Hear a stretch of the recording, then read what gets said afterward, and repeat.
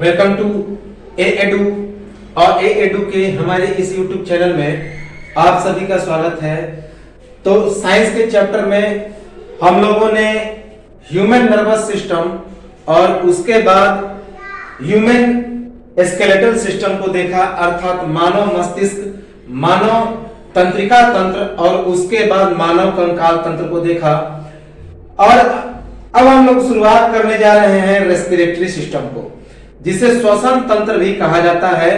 तो respiratory system, श्वसन तंत्र, तो ये जो आकृतियां दिखाई दे रही है श्वसन तंत्र अर्थात जो सांस लेने की पूरी प्रक्रिया है, शरीर में जो एनर्जी की निर्माण की पूरी प्रक्रिया है, वह सभी इस श्वसन तंत्र के अंतर्गत में आता है।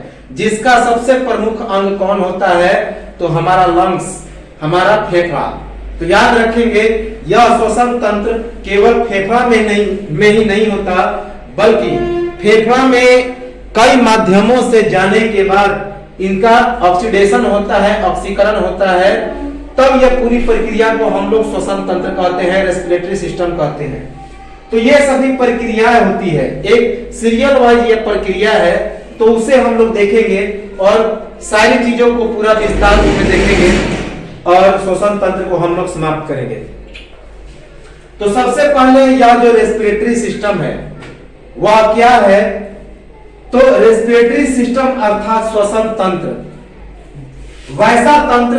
वैसा सिस्टम जिनसे वायु का आदान प्रदान होता है, अर्थात वायु मतलब O2 और CO2, कार्बन डाइऑक्साइड और ऑक्सीजन, इन दोनों का आदान प्रदान होता है। वे सभी श्वसन तंत्र के अंग होते हैं। तो श्वसन तंत्र के जो अंग होते हैं जिनसे वायु का आदान प्रदान होता है, वही रेस्पिरेटरी सिस्टम का निर्माण करते हैं। तो रेस्पिरेटरी सिस्टम के अंतर्गत में वायु का आदान प्रदान होता है और ये कौन करते हैं? तो श्वसन तंत्र के अंग करते हैं। तो श्वसन तंत्र के कौन कौन से अंग हैं? तो those organs through which exchange of gases called respiratory system, those organs through which exchange of gases called respiratory system, जिन अंगों के द्वारा गैसों का आदान प्रदान होता है और वे अंग मिलकर एक तंत्र का निर्माण करते हैं, संरचना का निर्माण करते हैं, एक सिस्टम का निर्माण करते हैं। ऐसा नहीं कि ऑक्सीजन को हमने सांस लिया और उसके बाद कार्बन डाइऑक्साइड निकल गया, तो उसकी एक पूरी प्रक्रिया होती है, सिस्टम होती है, और एक चरणवार वह ऑक्सीजन और CO2 बाहर निकलते हैं और अंदर प्रवेश करते हैं। तो जिनसे वायु का आदान प्रदान होता है वे सभी श्वसन तंत्र के अंग एक तंत्र का निर्माण करते हैं, जिसे रेस्पिरेटरी सिस्टम या श्वसन तंत्र कहते हैं। तो those organs through which exchange of gases, तो दो प्रकार के गैसों का ही आदान प्रदान होता है हमारे बॉडी में। चूंकि ऑक्सीजन जाता है तो वो हमारे ब्लड के भोज्य पदार्थों का ऑक्सीडेशन करता है, ऑक्सीकरण करता है, और उसके बाद जल और कार्बन डाइऑक्साइड और एनर्जी के रूप में तीन पदार्थ बनते हैं, शरीर में ग्लूकोज टूटते हैं, और यही कार्बन डाइऑक्साइड जो हम लोग बाहर छोड़ देते हैं उच्छ्वास कहा जाता है। तो यही दो गैसों का आदान प्रदान होता है, CO2 और O2, CO2 कार्बन डाइऑक्साइड और O2 ऑक्सीजन। अब एक सतह होता है, जिस सतह पे रेस्पिरेशन होता है उसको हम लोग रेस्पिरेटरी सतह कहते हैं। तो याद रखेंगे कि जिस सतह पर वैसा सतह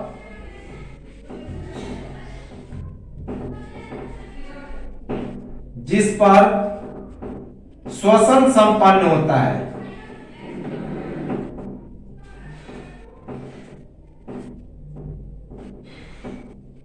surface for respiration,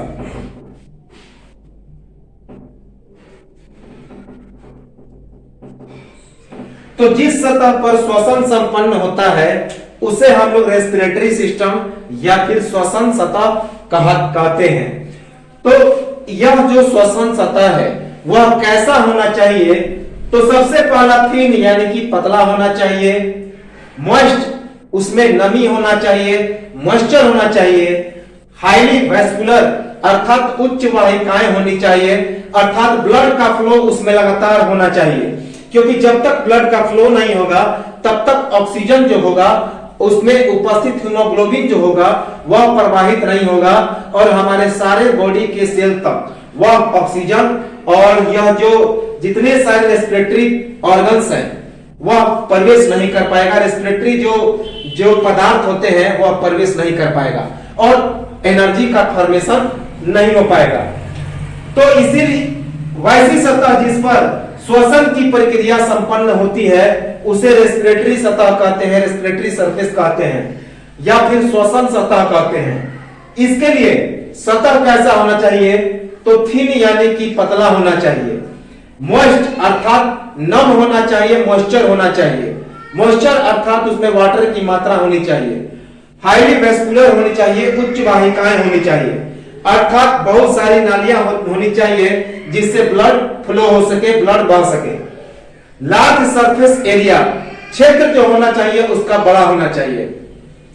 respiratory pigment, उसमें एक तत्व होना चाहिए, पिगमेंट होना चाहिए जिसे श्वसन वर्णक कहते हैं। जिस तरह खून में लाल रंग होता है आरबीसी रेड ब्लड सेल के कारण और उसमें एक लोहा युक्त पदार्थ जिसे हीमोग्लोबिन कहते हैं, आयरन वाला पदार्थ होता है, वह पाया जाता है, तो उसी को एक पिगमेंट कह सकते हैं ब्लड का। तो रेस्पिरेशन के लिए भी एक पिगमेंट होना चाहिए जिसे रेस्पिरेटरी पिगमेंट कहते हैं, अर्थात श्वसन वर्णक होना चाहिए। तो ये सभी रेस्पिरेटरी सरफेस के पार्ट हैं कि रेस्पिरेटरी सरफेस कैसा होना चाहिए।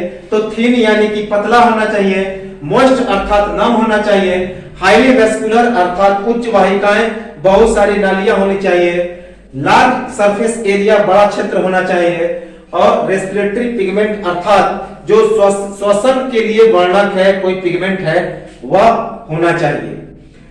अब हम लोग देखें, यह एक चित्र है पूरे रेस्पिरेटरी सिस्टम के अंगों का। रेस्पिरेटरी सिस्टम का यह जो अंग है उसका पूरा यह फिगर है। रेस्पिरेटरी सिस्टम कैसे होता है हम लोग इसे समझ लें, कैसे कैसे प्रवेश करता है, चरण वाइज हम लोग याद रखेंगे और उसके बाद हम लोग अगले वीडियो में इसे पूरा डिटेल में देखेंगे। तो फिलहाल हम लोग समझ लें कि कैसे कैसे कौन कौन अंगों से होकर यह जो ऑक्सीजन है प्रवेश करता है और इसका ऑक्सीडेशन कहां पे होता है। तो श्वसन की प्रक्रिया इसी फेफड़े में होती है जिसे लंग्स कहते हैं और वह श्वसन पल्मोनरी रेस्पिरेशन कहा जाता है, फुफ्फुसीय श्वसन कहा जाता है, क्योंकि यहाँ पे फुफ्फुसीय धमनी, फुफ्फुसीय सिरा ये सभी पाई जाती हैं। तो सबसे पहले यह जो फिगर दिखाई दे रहा है, इस फिगर में नाक की ये नली है और यह मुंह की नली है। याद रखेंगे कि एक ऐसा स्टेज आता है जहां पे नाक और मुंह दोनों एक दूसरे के आकर ज्वाइंट हो जाते हैं और उसे हम लोग क्या कहते हैं, तो फेरिंक्स, लैरिंक्स कहते हैं। तो फेरिंक्स जो होता है ग्रसनी, जहां पे दोनों एक दूसरे से ज्वाइंट हो जाते हैं। कभी कभी क्या होता है कि कोई भी थूक या फिर चीज नाक के माध्यम से लेंगे तो मुंह से बाहर आता है, तो यही ग्रसनी के पास से जाकर ये ज्वाइंट होते हैं। तो नाक के द्वारा यह जो ऑक्सीजन होता है प्रवेश करता है, तो इसे नोस्ट्रिल्स या एक्सटर्नल लेयर्स कहते हैं या फिर नेसाल कैविटी कहते हैं। नसिका द्वार भी इसे कहा जाता है या नसिका गुहा भी कहा जाता है। नसिका गुहा तो नाक के माध्यम से प्रवेश करता है। नाक का यह जो छिद्र है इसे ही हम लोग नसिका गुहा या नसाल कैविटी कहते हैं, जिसे नोस्ट्रिल्स भी कहते हैं, नसिका, और एक्सटर्नल लेयर्स भी कहते हैं, नाक का बाहरी छिद्र। नसिका छिद्र, नसिका द्वार या नसिका गुहा कहा जाता है, याद रखेंगे। उसके बाद नाक के थोड़े सा पीछे, नाक के द्वार से पीछे एक कक्ष होता है जिसे नसाल चेंबर कहते हैं। तो ऑक्सीजन इस नेसल कैविटी से होते हुए कहां पहुंचेगा, तो इस नसिका कक्ष में अर्थात नसाल चेंबर में यहां पे पहुंचेगा। उसके बाद यहां पे फेरिंक्स होता है जिसे ग्रसनी कहते हैं, जहां पे ज्वाइंटेड रहते हैं कौन, तो हमारे जो नाक के नली और मुंह की नली अर्थात फूड पाइप, और उसके बाद नोजल पाइप, नाक का जो नली होता है नोजल कैविटी, और उसके बाद फूड पाइप, दोनों ज्वाइंटेड रहते हैं। तो नसाल कैविटी और फूड पाइप यहीं पे आकर ज्वाइंट होते हैं। इसके बाद वहां से फेरिक्स से प्रवेश करके यह ऑक्सीजन पहुंचेगा कहां पे, तो लैरिक्स में। लैरिक्स जिसे स्वर तंत्र या कंठ कहा जाता है। हम लोग याद रखेंगे कि जो हमारी ध्वनि है, साउंड कहां से निकलती है, तो यही लैरिक्स के माध्यम से, जिसे स्वर तंत्र या कंठ कहा जाता है। लैरिक्स इंपॉर्टेंट है, याद रखेंगे। तो फेरिक्स के बाद यह जो ऑक्सीजन है लैरिक्स में पहुंचता है, और यह फूड पाइप और उसके बाद नेसल कैविटी के होते हुए, जिसे ट्रैचिया या श्वास नली कहते हैं, तो ट्रैचिया या श्वास नली के माध्यम से यह कहां पहुंचता है, तो फेफड़ों में पहुंचता है। यह ट्रैचिया है जिसे श्वास नली कहते हैं। और उसके बाद लेफ्ट फेफड़ा और राइट फेफड़ा, जो बायां लंग्स है, दायां लंग्स है, बायां तरफ के फेफड़ा और दायां तरफ के फेफड़ों में बट जाता है। तो यह जो दो पार्ट दिखाई दे रहे हैं, यह लंग्स है जिसे फेफड़ा या फुफ्फुस कहा जाता है। तो ऑक्सीजन यहां से आकर दो पार्ट में बढ़ जाता है, और यहां पे इसका फुफ्फुसीय श्वसन होता है। फुफ्फुसीय श्वसन का मतलब होता है लंग्स में इसका रेस्पिरेशन होता है। यहां पे यह टूटेगा, यहां पे यह टूटने के बाद कोशिकाओं में, सेल में क्या होगा, तो डिस्ट्रीब्यूट होता चला जाएगा।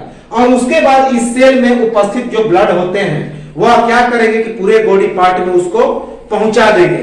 और यह जो पहुंचाने का काम करता है वह हीमोग्लोबिन करता है, क्योंकि जो ब्लड इस फेफड़े से शुद्ध हो जाएंगे तो उसमें ऑक्सीजन युक्त हीमोग्लोबिन, जिसे ऑक्सी हीमोग्लोबिन कहते हैं, वह पूरे बॉडी पार्ट में क्या करेगा, पहुंचेगा, और उसके बाद एनर्जी का फॉर्मेशन होगा। तो यह जो इसके बाद ये लंग्स में प्रवेश करता है ऑक्सीजन, जिसे फेफड़ा या फुफ्फुस कहते हैं, और यहां पर इसका रेस्पिरेशन होता है, जिसे पल्मोनरी या फुफ्फुसीय श्वसन कहते हैं। तो ह्यूमन बॉडी में या फिर जितने उच्च जंतु होते हैं उनमें जो श्वसन होता है यही पल्मोनरी रेस्पिरेशन अर्थात फुफ्फुसीय श्वसन होता है, क्योंकि इंसानों का सांस किसके द्वारा लिया जाता है, तो फेफड़ों के द्वारा। इसीलिए इनका जो रेस्पिरेशन होता है उससे हम लोग क्या कहते हैं, तो पल्मोनरी रेस्पिरेशन या फिर फुफ्फुसीय श्वसन कहते हैं।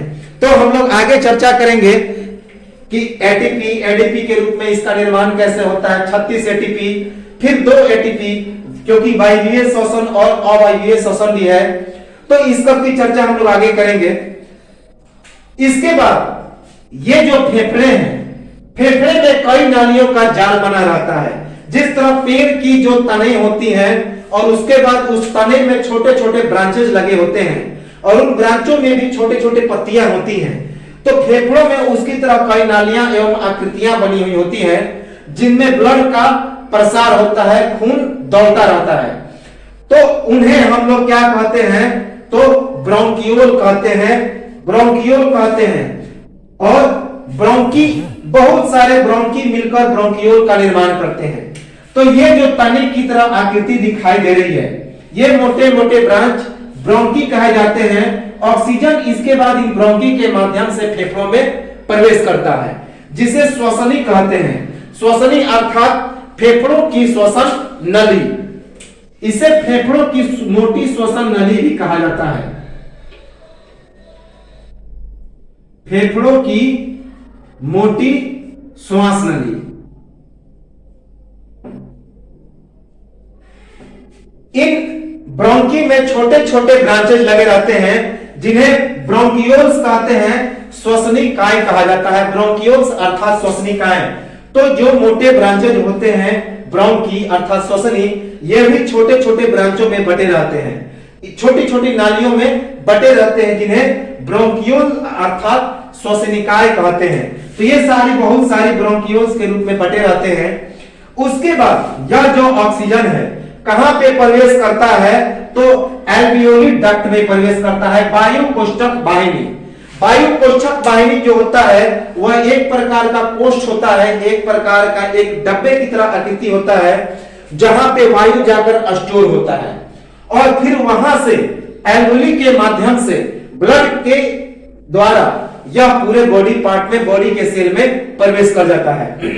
तो यहाँ पे ये सभी जो छोटे छोटे पार्ट दिखाई दे रहे हैं, ये छोटी छोटी पतली पतली नालियां, इन्हें हम लोग क्या कहते हैं, तो एल्वोलर डक्ट बोलते हैं, एल्वोलर डक्ट, अर्थात वायु कोष्ठक वाहिनी, वायु का इकट्ठा करने वाला नलियां।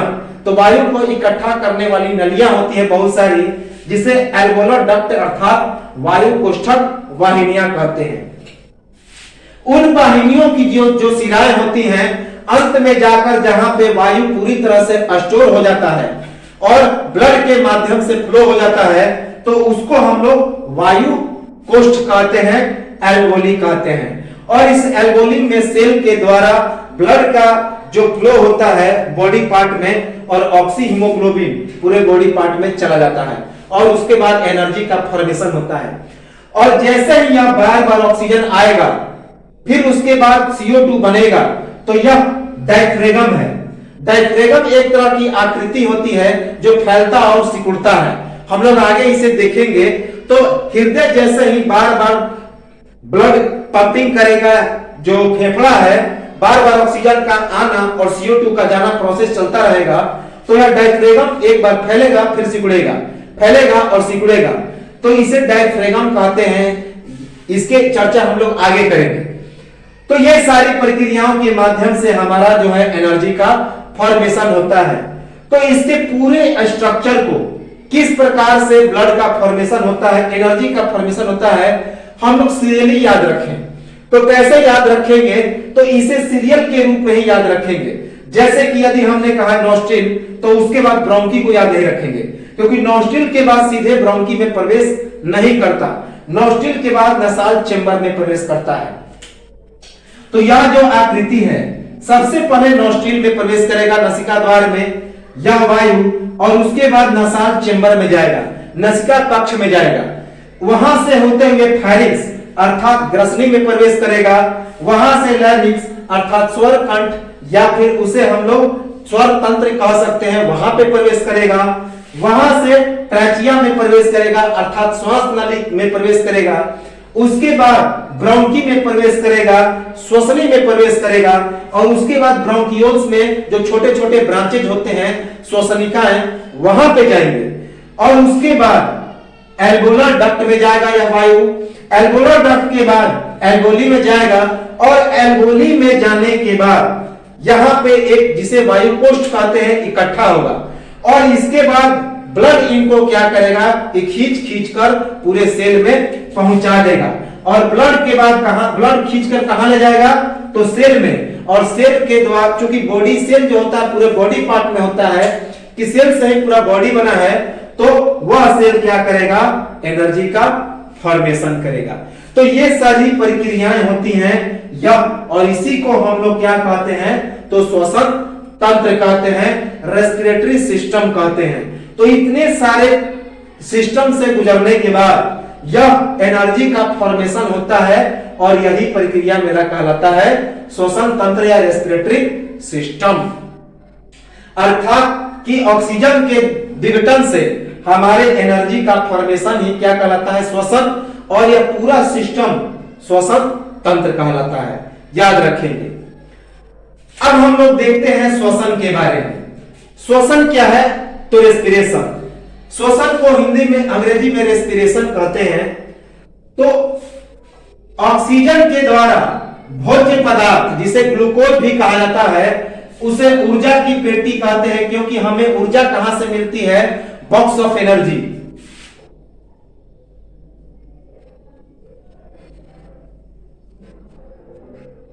ऊर्जा कहां मिलती है, तो भोजन से। तो ऑक्सीजन के द्वारा भोज्य पदार्थ अर्थात ग्लूकोज का ऑक्सीकरण कर ऊर्जा उत्पन्न करना ही रेस्पिरेशन कहा जाता है, अर्थात विघटन करके जो ऊर्जा उत्पन्न किया जाता है वही रेस्पिरेशन कहा जाता है, याद रखेंगे। देखिए, ब्रीथिंग और रेस्पिरेशन में डिफरेंस है। ब्रीथिंग का मतलब होता है सांस लेना, oxygen intake outtake, CO2, oxygen अंदर आया और कार्बन डाइऑक्साइड बाहर गया।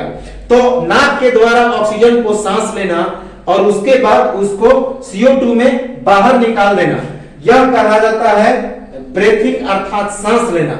लेकिन जो एनर्जी का फॉर्मेशन है, ऑक्सीजन क्या करेगा कि भोज्य पदार्थों से केमिकल रिएक्शन करेगा और उसके बाद कार्बन डाइऑक्साइड, जल और एनर्जी का फॉर्मेशन करेगा। यह कहा जाता है रेस्पिरेशन। तो इसमें ऑक्सीजन के द्वारा भोज्य पदार्थ अर्थात ग्लूकोज के पदार्थों का ऑक्सीकरण होता है, अर्थात ऑक्सीजन से संयोग होने के बाद वह क्या होता है तो विघटन होता है। विघटन अर्थात 3 भागों में टूट जाता है और उसके बाद ऊर्जा का निर्माण होता है और यही प्रोसेस श्वसन अर्थात रेस्पिरेशन कहा जाता है कि ऑक्सीजन के द्वारा भोज्य पदार्थ अर्थात ग्लूकोज, जिसे ऊर्जा की पेटी या बॉक्स ऑफ एनर्जी कहते हैं, के पदार्थों का ऑक्सीकरण कर अर्थात विघटन अर्थात टूटना, उसके बाद ऊर्जा को उत्पन्न करना, यह श्वसन कहा जाता है, रेस्पिरेशन कहा जाता है। The process of producing energy to decomposition of food materials of oxidation process by oxygen is called respiration। तो ये रेस्पिरेशन कहा जाता है। कैसे टूटता है तो इसे हम लोग एक इक्वेशन के माध्यम से समझ सकते हैं, जैसे कि श्वसन का समीकरण भी इसे कहते हैं, इक्वेशन ऑफ रेस्पिरेशन कहा जाता है। जैसे कि कोई ग्लूकोज है तो किसी भी भोज्य पदार्थ को हम लोग ग्लूकोज कहते हैं और याद रखेंगे ग्लूकोज का जो सूत्र होता है वह C6H12O6 C6H12O6, इसे ही ग्लूकोज कहते हैं। जब हम लोग ऑक्सीजन को नाक के माध्यम से प्रवेश कराएंगे, सांस लेंगे, तो यह ग्लूकोज के साथ केमिकल रिएक्शन करेगा और केमिकल रिएक्शन करने के बाद यह 3 चीजों में टूट जाएगा, CO2 और H2O। H2O के रूप में जैसे कि हमारा जो मूत्र बनता है, मलमूत्र बनता है, तो वह वाटर के रूप में अलग हो जाता है और नाक के माध्यम से कार्बन डाइऑक्साइड को छोड़ते हैं तो वह बन जाता है यह ग्लूकोज भी ग्लूकोज और ऑक्सीजन के संपर्क से। तो इसके बाद एनर्जी का भी फॉर्मेशन होता है, जल बनता है और एनर्जी का फॉर्मेशन होता है, याद रखेंगे। तो ये तो था हमारा श्वसन का समीकरण C6H12O6 अर्थात ग्लूकोज, यह ऑक्सीजन से संपर्क करेगा और उसके बाद कार्बन डाइऑक्साइड गैस बनेगा और जल निकलेगा और एनर्जी का फॉर्मेशन होगा, याद रखेंगे। अगले वीडियो में हम लोग इसे बताएंगे, इसे समझेंगे। यह पूरी तरह से इक्वेशन जो है सही नहीं है, फिलहाल हम लोग इतना समझें, यह बैलेंस नहीं है। जब भी बनता है, हम लोग केमिस्ट्री जब पढ़ेंगे तो इक्वेशन को हम लोग बैलेंस करते हैं, समीकरण को संतुलित करते हैं। क्यों? क्योंकि समीकरण जो होता है प्रकृति में,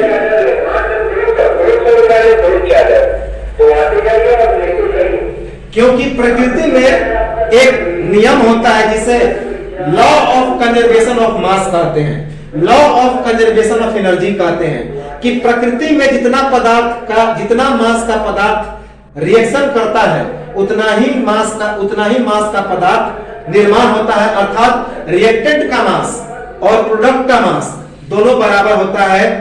तो इधर जो एरो के लेफ्ट साइड है उसे रिएक्टेंट अर्थात अभिकारक कहते हैं और एरो के राइट साइड जिसे हम लोग प्रतिफल अर्थात प्रोडक्ट कहते हैं, उत्पाद भी कहते हैं। तो इन दोनों का मास बराबर होना चाहिए due to law of conservation of mass, द्रव्यमान संरक्षण के सिद्धांत के अनुसार, law of conservation of energy, ऊर्जा के संरक्षण के सिद्धांत के अनुसार। तो फिलहाल के लिए हम लोग समझें कि ये जो ग्लूकोज है ऑक्सीजन से संपर्क करके कार्बन डाइऑक्साइड, वाटर और ऊर्जा में टूट जाता है और यही श्वसन का समीकरण है, लेकिन यह अनबैलेंस है। हम लोग अगले वीडियो में इसे बैलेंस करेंगे। और क्योंकि अभी हमने बताया कि लॉ ऑफ कंजर्वेशन ऑफ मास के अनुसार क्या होता है कि जितने मास का पदार्थ जितने मास का रिएक्टेंट होता है उतना ही मास का प्रोडक्ट बनता है। तो अगले वीडियो में हम लोग उसको बैलेंस करेंगे, तब जाकर यह सही इक्वेशन बनेगा। तो फिलहाल हम लोग समझे कि कौन कौन से पदार्थ रिएक्शन करते हैं श्वसन के दौरान और क्या क्या पदार्थ बनता है। तो CO2, H2O और एनर्जी बनेगा जब ग्लूकोज का ऑक्सीकरण होगा अर्थात ऑक्सीजन से संयोग होगा O2 से। तो यह तो था हमारा श्वसन। अब हम लोग आते हैं कि श्वसन होते कितने प्रकार के हैं। तो there are 3 types of respiration. तीन प्रकार के श्वसन होते हैं। पहला बाह्य श्वसन, जिसे एक्सटर्नल रेस्पिरेशन कहते हैं।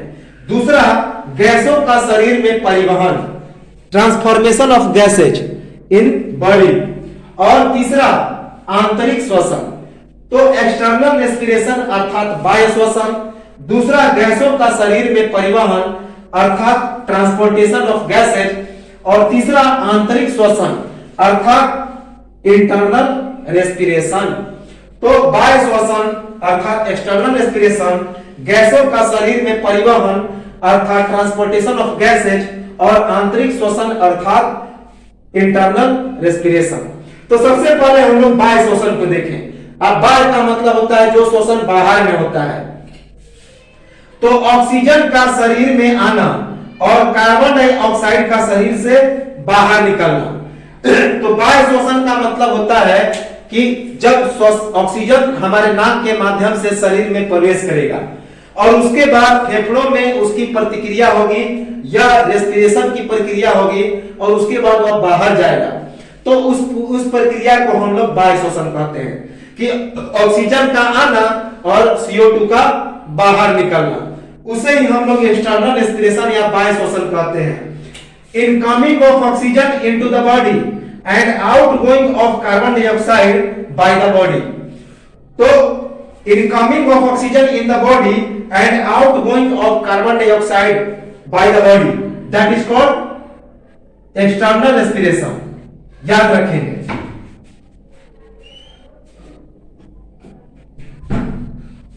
ऑक्सीजन का आना, इस प्रोसेस को हम लोग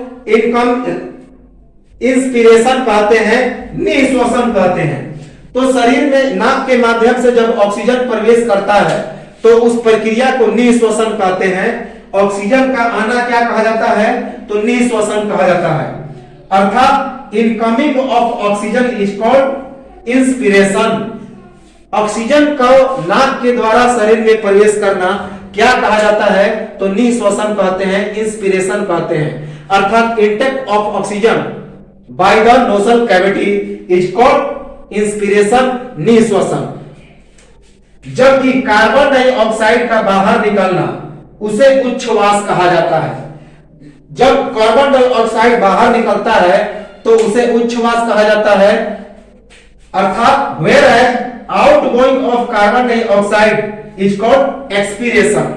तो ऑक्सीजन का नाक के द्वारा शरीर में प्रवेश करना यह कहा जाता है निःश्वसन। अर्थात intake of oxygen in the body by our nasal cavity is called inspiration and whereas outgoing of carbon dioxide by our body is called expiration.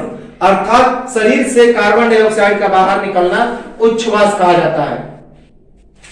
अर्थात यह जो पूरी प्रक्रिया है इसे क्या कहते हैं? तो सांस लेना कहते हैं। याद रखेंगे, सांस लेना। It means total process is called breathing. यह जो टोटल प्रक्रिया है उसे क्या कहा जाता है? तो ब्रीथिंग कहा जाता है। तो पहला तो पार्ट यही हो गया बाह्य श्वसन, जिसे ब्रीथिंग या सांस लेना कहते हैं। अगला है गैसों का शरीर में परिवहन, ट्रांसपोर्टेशन ऑफ गैसेज। गैसों का शरीर में परिवहन। बाह्य श्वसन के बारे में एक चीज और हम लोग चर्चा करेंगे कि सभी गैस जैसे कि नाइट्रोजन पूरे प्रकृति में 78% है, कार्बन डाइऑक्साइड 0.03% है, ऑक्सीजन जो है वह 21% है, उसके बाद अन्य गैसेज पाए जाते हैं। तो लगभग ये सभी हमारे नाक के माध्यम से प्रवेश करते हैं। लेकिन जो हमारा फेफड़ा है वह ऑक्सीजन को ही एब्जॉर्ब करता है। लेकिन चेंजिंग जो होता है नाइट्रोजन को छोड़ के बाकी सब में चेंजिंग होता है। जब बाहर निकलेंगे तो इनकी मात्रा बढ़ जाएगी, 16 से 20 हो जाएंगी, 0.3 से 16 हो जाएंगे। लेकिन जो नाइट्रोजन का मात्रा है वह 78% ही रहेगा। अर्थात श्वसन के दौरान नाइट्रोजन में कोई कमी नहीं आती है, जो हम लोग आगे देखेंगे। गैसों का शरीर में परिवहन, ट्रांसपोर्टेशन ऑफ गैसेज। ऑक्सीजन और कार्बन डाइऑक्साइड का शरीर की कोशिकाओं तक पहुंचना और वहां से फेफड़े तक वापस आना, यह कहा जाता है ट्रांसपोर्टेशन ऑफ गैसेज, कि ऑक्सीजन और कार्बन डाइऑक्साइड का शरीर की कोशिकाओं तक पहुंचना और उसके बाद फेफड़े, वहां से फेफड़े तक वापस रिटर्न हो जाना, यह पूरी प्रक्रिया क्या कहा जाता है? तो ट्रांसपोर्टेशन ऑफ गैसेज या फिर गैसों का शरीर में परिवहन कहा जाता है, इंपॉर्टेंट है। Going of O2 and CO2 to body cells and returning to lungs is called transportation of gases in our body. श्वसन गैसों को शरीर में पहुंचाने का काम किसके द्वारा होता है? तो रक्त के द्वारा होता है, ब्लड के द्वारा। तो जो श्वसन गैस होते हैं O2 और CO2, तो उनको शरीर में पहुंचाने का काम कौन करता है? तो ब्लड करता है। याद रखेंगे, इंपॉर्टेंट है। अभी हमने बताया कि श्वसन गैसों को शरीर में पहुंचाने का जो काम करता है वह रक्त करता है, अर्थात CO2 और O2। O2 को भी बाहर फेफड़ों तक पहुंचाता है कौन? तो यह हमारा ब्लड। और उसके बाद CO2 को भी फेफड़ों से बाहर पहुंचाता है कौन? तो ब्लड। तो श्वसन गैसों को शरीर में पहुंचाने का काम रक्त के द्वारा होता है। Blood transports into the body of respiratory gases. जब हम लोग रक्त परिसंचरण तंत्र पढ़ेंगे, ब्लड का जो सिस्टम पढ़ेंगे, तो उसमें इसकी पूरी चर्चा की जाएगी, किस प्रकार रक्त से इनकी परिवहन होती है। ऑक्सीजन का परिवहन रक्त में हीमोग्लोबिन, जिसका सूत्र Hb होता है, Hb के द्वारा होता है। और यह एक प्रोटीन होता है जिसमें लोहे की उपस्थिति पाई जाती है। तो ऑक्सीजन का परिवहन रक्त में उपस्थित हीमोग्लोबिन के द्वारा होता है, जो एक लाल रंग का पिगमेंट होता है, लाल रंग का वर्णक होता है। और यह एक प्रोटीन युक्त पदार्थ है जिसमें लोहे की उपस्थिति पाई जाती है, आयरन पाया जाता है। याद रखेंगे कि ऑक्सीजन का परिवहन रक्त में हीमोग्लोबिन, जिसका सूत्र होता है Hb, उसके द्वारा होता है। और यह हीमोग्लोबिन एक प्रोटीन होता है जिसमें लोहे की उपस्थिति पाई जाती है। इसीलिए कहा जाता है यदि हीमोग्लोबिन की मात्रा को बढ़ाना है तो हमें गाजर और पालक की साग खानी चाहिए, क्योंकि उनमें लोहे की मात्रा बहुत ज्यादा होती है।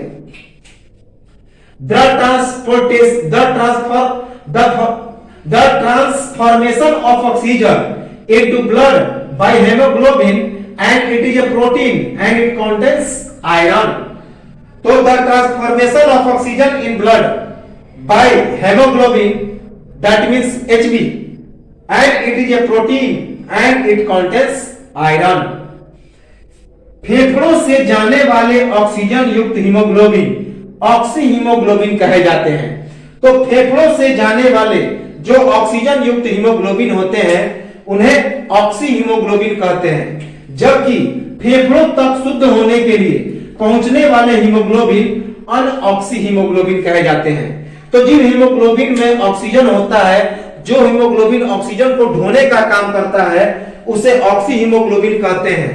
अर्थात फेफड़ों से जो शुद्ध ऑक्सीजन जाता है, शुद्ध मेरा ब्लड जाता है, तो उसमें जो उस ऑक्सीजन को पहुंचाने का काम करता है ब्लड में हीमोग्लोबिन, उसे ऑक्सी हीमोग्लोबिन कहते हैं। लेकिन जो शुद्ध होने के लिए फेफड़ों में जाता है उसमें ऑक्सीजन नहीं होता, तो उसे अनऑक्सी हीमोग्लोबिन कहते हैं। द हीमोग्लोबिन इन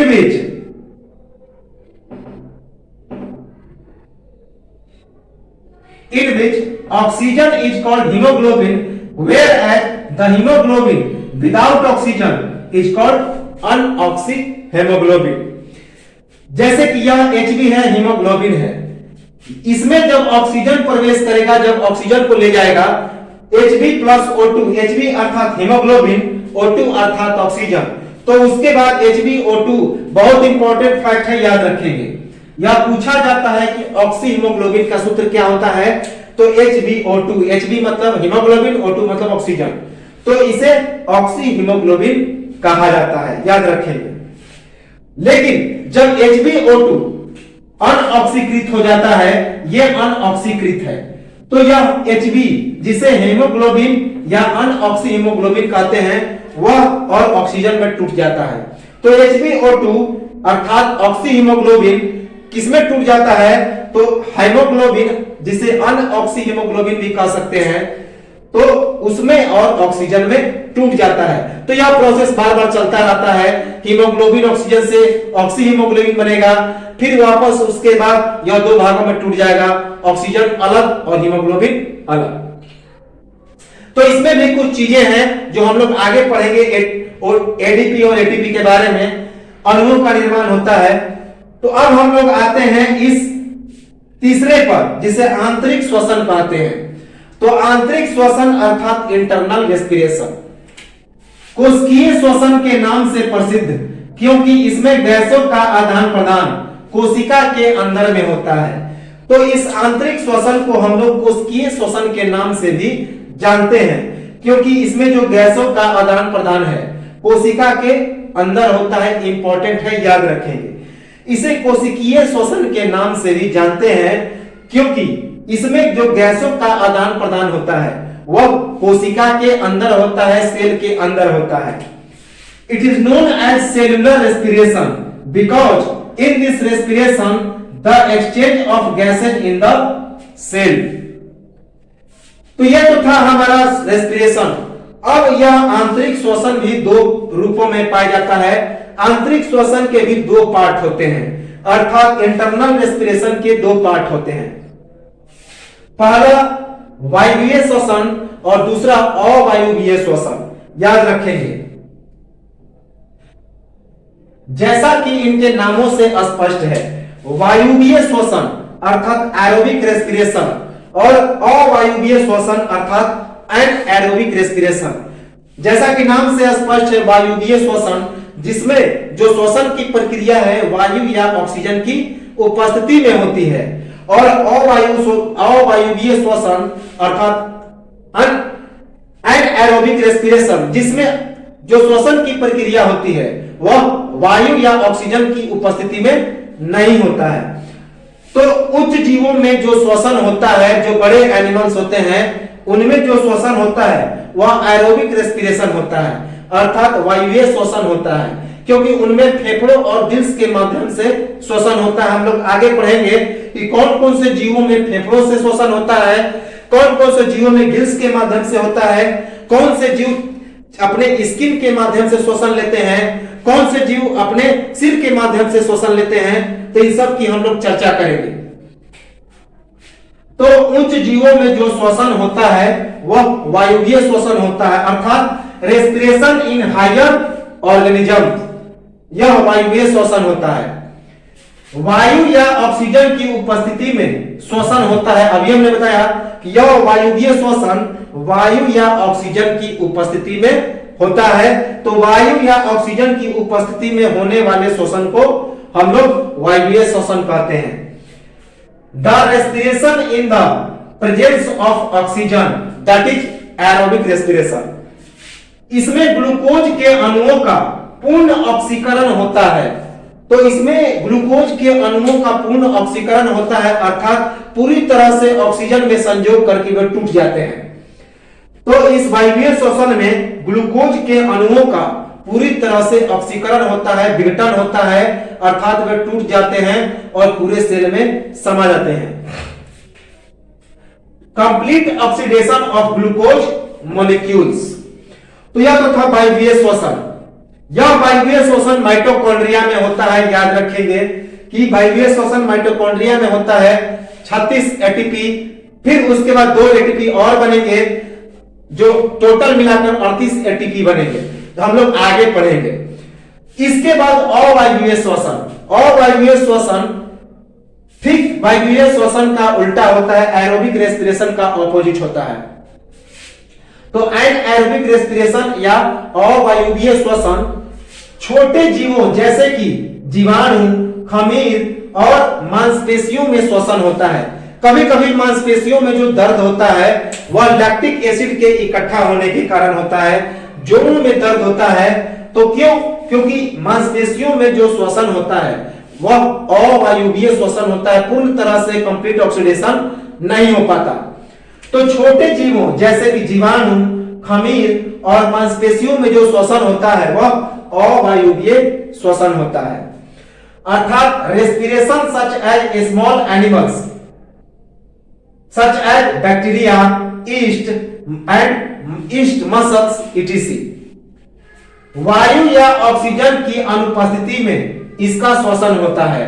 तो अवायवीय श्वसन में वायु या ऑक्सीजन की अनुपस्थिति में श्वसन होता है। याद रखेंगे कि रेस्पिरेशन विदाउट एयर और ऑक्सीजन, कि अवायवीय श्वसन में जो श्वसन होता है वायु या ऑक्सीजन की अनुपस्थिति में श्वसन होता है, अर्थात रेस्पिरेशन विदाउट एयर और ऑक्सीजन। तो यह तो था हमारा रेस्पिरेटरी सिस्टम।